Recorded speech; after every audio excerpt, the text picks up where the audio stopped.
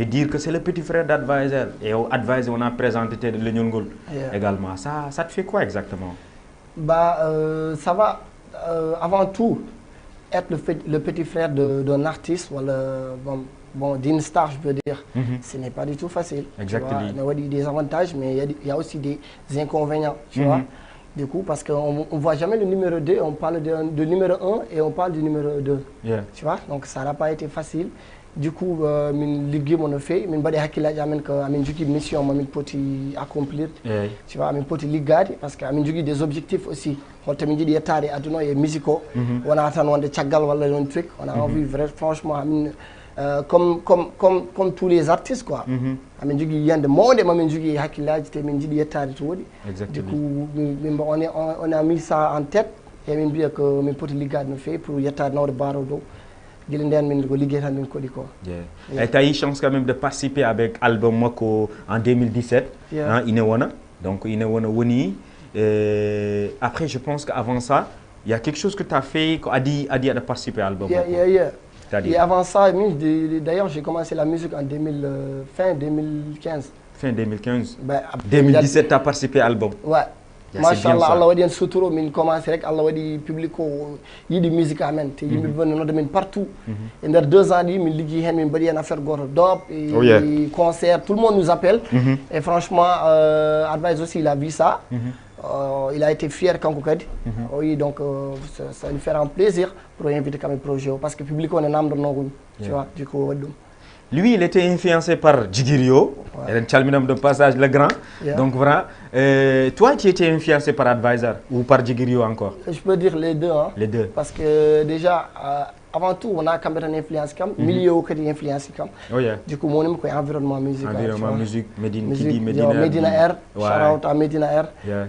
Déjà, nous fréquentons les plus grands rappeurs, les plus grands beatmakers, je peux dire. Designer, kalko fati der musique.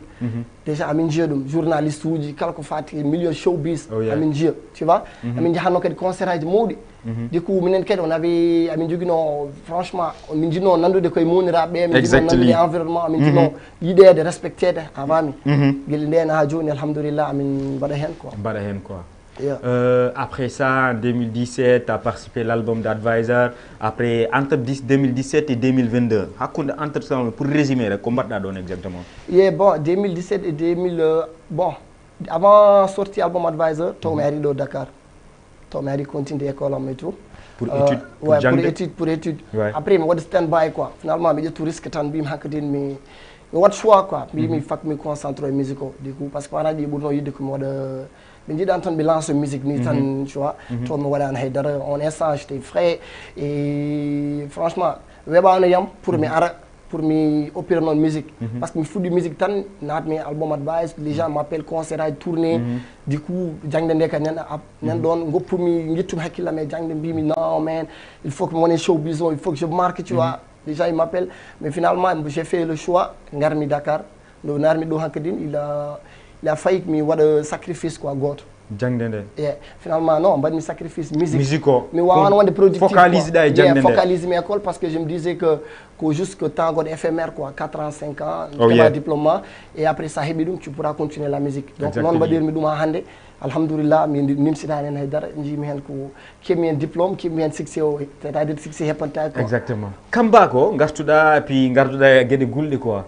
garda rufay suka be ndiyam la qu'est-ce qu'il y a absent defal dank absent c'est rek non c'est quoi ton problème avec ton no generation est-ce que vous avez une très bonne relation?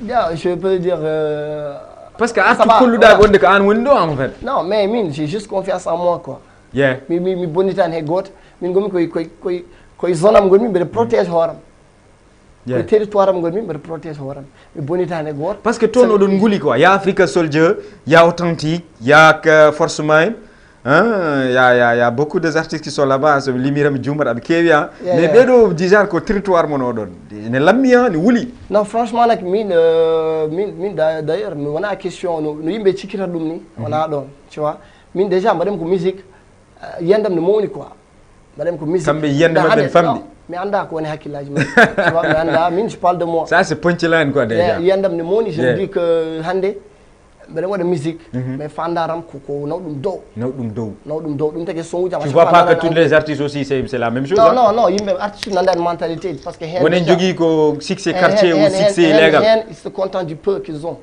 ande de certain ne welabe quoi et moi je me dis toujours hay go randa kam oui mais je me dis à part yimbe mo ngandumi ne ngandi kam hay go randa kam. Donc pour faire yimbe be nganduma c'est pour cela ngadenda men motivation. Ouais motivation dia ko lawol motivation ko avant tout ko premier projet. Ko premier. Et Cheikh Fall avec la complicité régie envoyé na la track bi dama bëgg nga officiel mako également nga xamné duñu feñ. Ganda min jaltara min bada commenter également très bien. Motivation j'aime bien déjà tracko d'abord avant que den kala hala le truc de vibe non.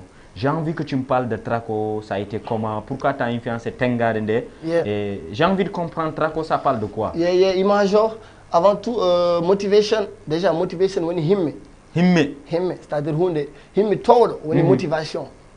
Djugi de vision d'al, quelqu'un qui vise de loin. Ouais, non, net de djugi do himme, joni net de djugi do djugi hakidi en pari quoi, ne djugi choftal ne djugi himme. Oh yeah. Yetatu do.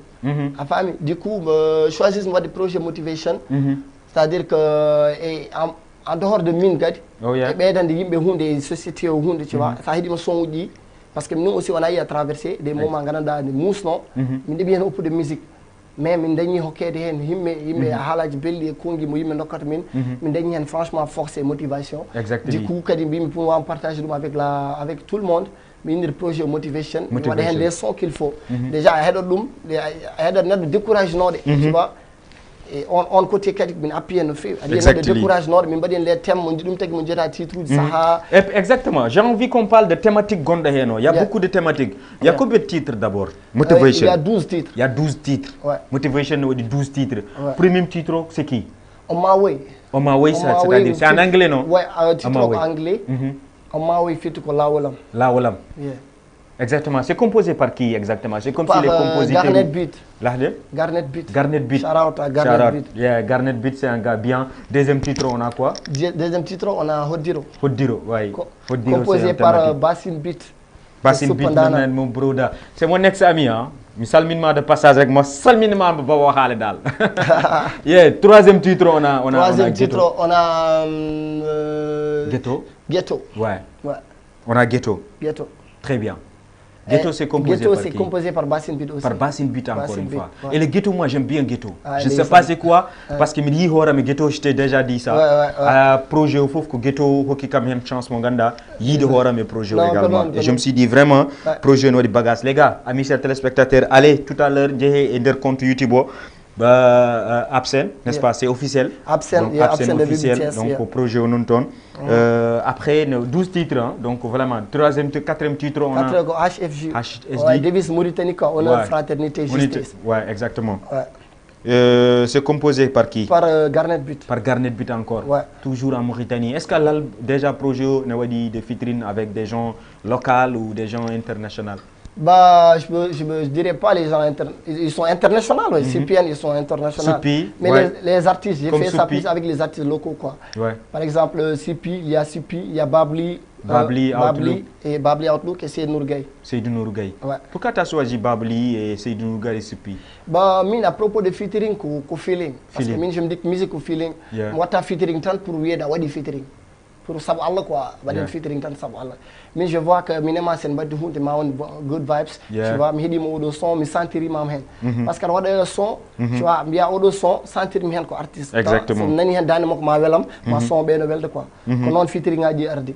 Exactement. C'est-à-dire que quelque chose de feeling quoi.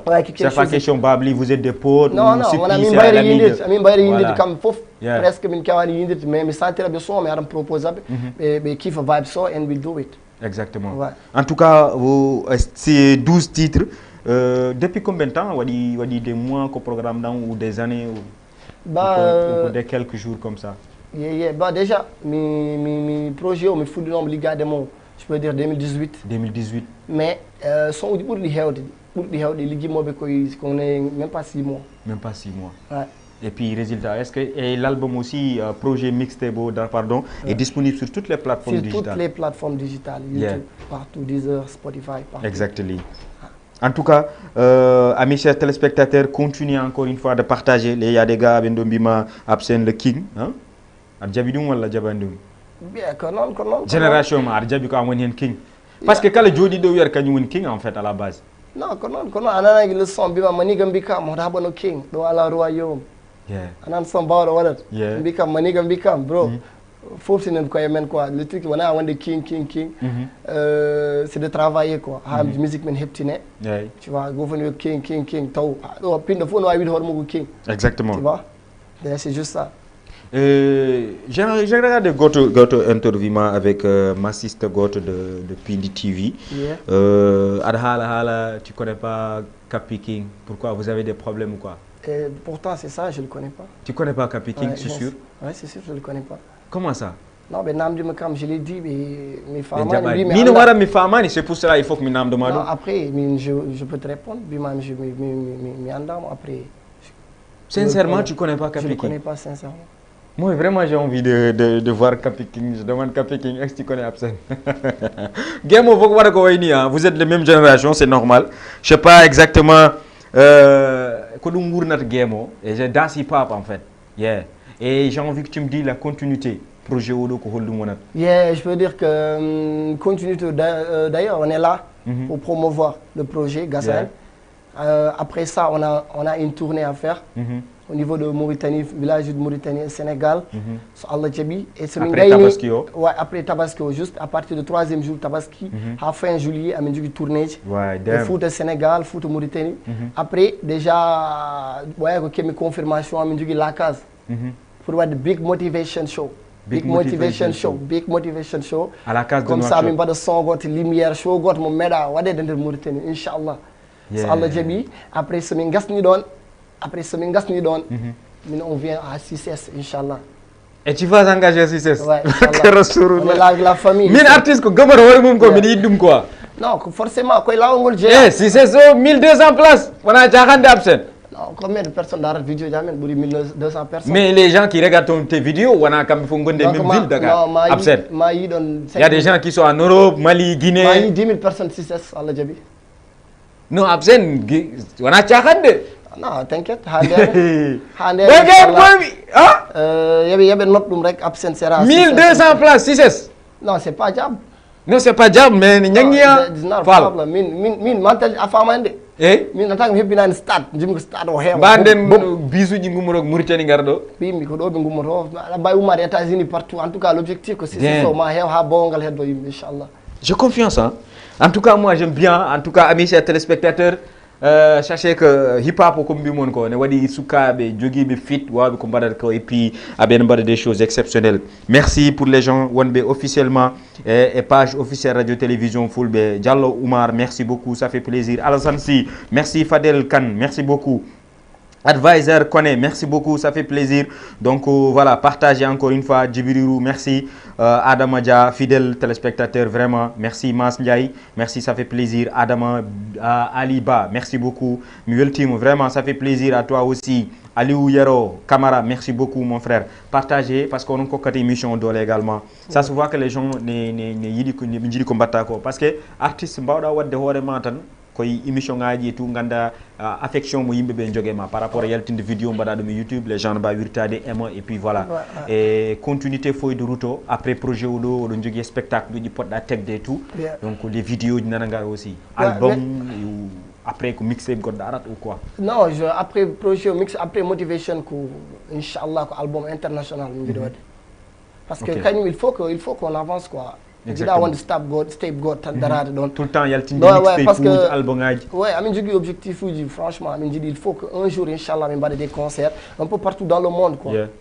Il faut que pour la rue, maintenant, partout. Et puis c'est possible. Hein. Ouais, non, il n'y a rien de diable, quoi. Comme les Diamond Platinum, tu vois. Exactement.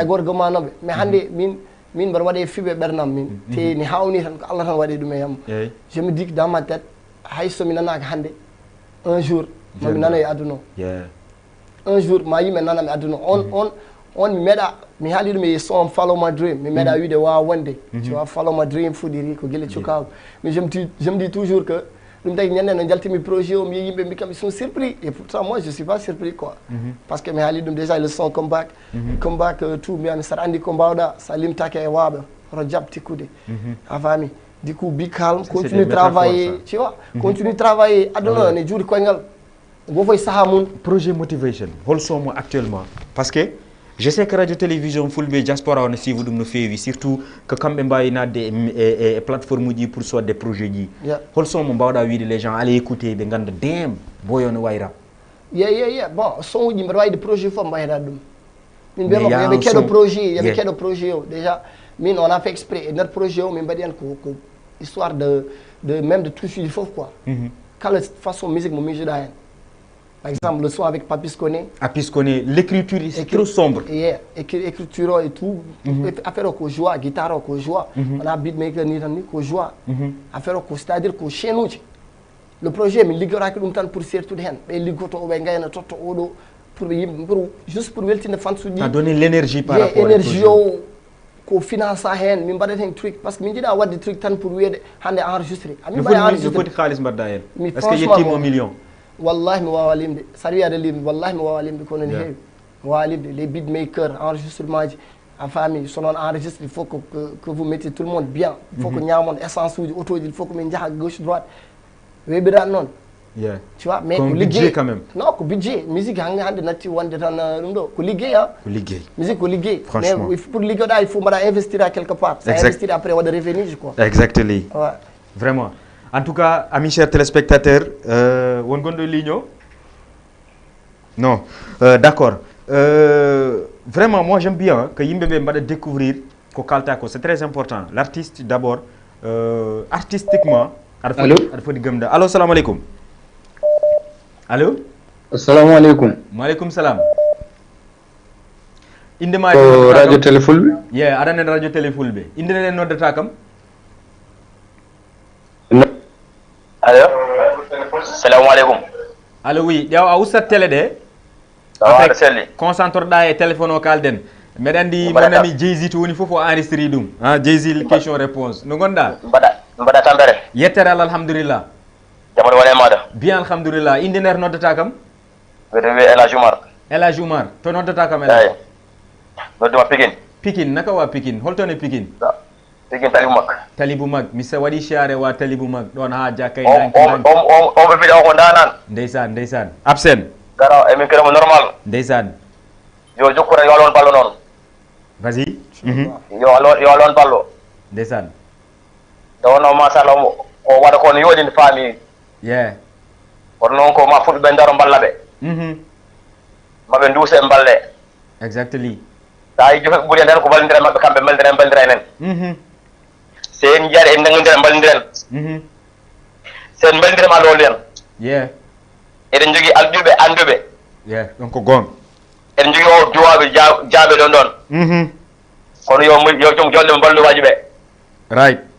jolde en mbeɓani. joom koppereje en ɓe ha. kono yo alon ballo. joom koppereje en ɓe yoɓe gar ɓe jaggan sukaɓe juuɗe. yoɓe jaltin jawɗele ɗe. Wallahi. ɓe mballa waji ɓe. Vraiment. kono almadi ne weesu suba tan jawɗon jooɗo wona weeɗa wona noon. yo mballu fulɓe. No feewi. sukaɓe jiiɗi wadde. Ndeysaan vraiment. yo mballu waji ɓe. Wallahi Allah. yo Allah won ballo. Amin. A jarama mi weltima. Merci beaucoup, ça fait plaisir. Ndeysaan.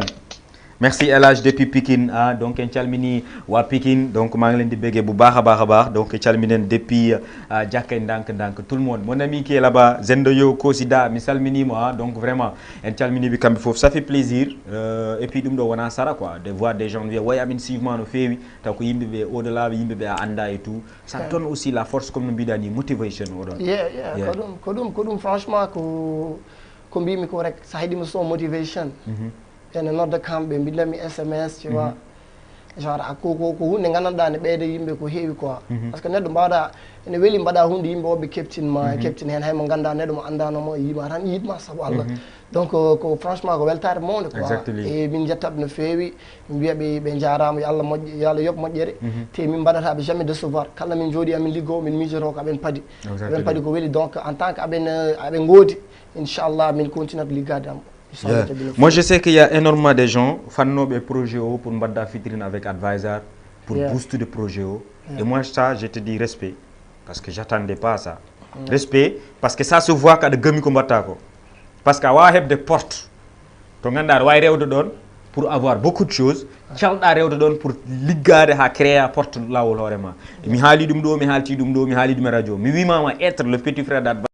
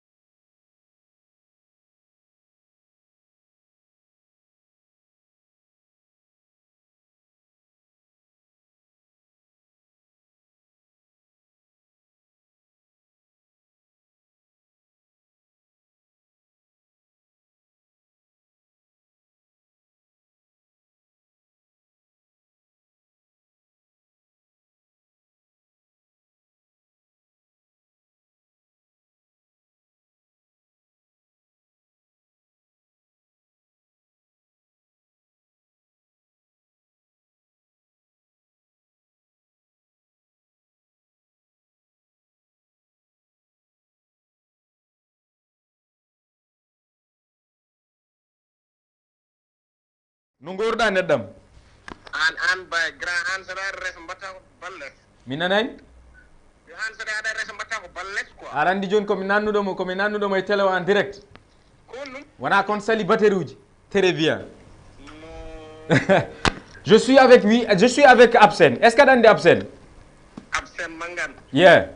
Yeah, tigiri le petit frère à Odo MD Mangan. Yeah. Advisor. Exactly. Allez, vas-y. Bon, moi, rap wala wa rap? Excellent, mashallah. Hein? Kadi projet moko nice. Ah bon? Oui, min nice. Amin bor wadi fil projet nice. Ndeysaan.